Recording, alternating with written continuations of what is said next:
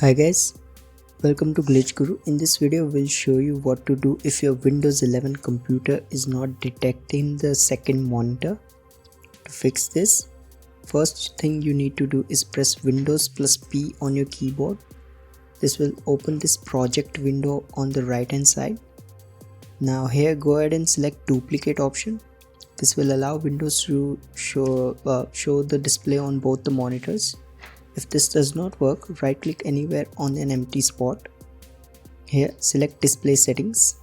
In the settings app that opens, go ahead and scroll down. Here you will see this detect other display option. Click the detect button. If you see this error, make sure your monitor is plugged in correctly and turned on.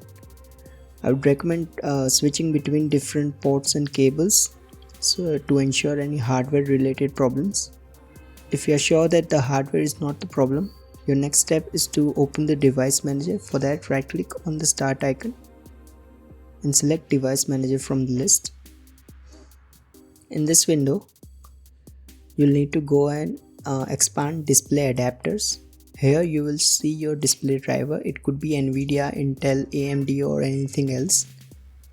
Go ahead and right click on it. Here select update driver option. Now select search automatically for drivers.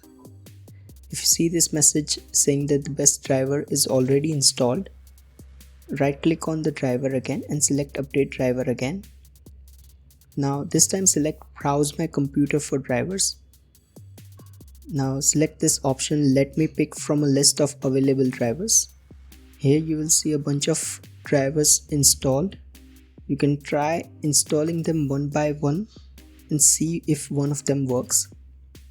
If that doesn't help either, your last option is to right click on the display driver and select uninstall device.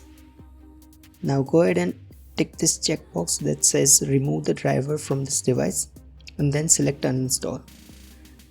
After this, go ahead and simply restart your computer and Windows will automatically install the required drivers during the boot process.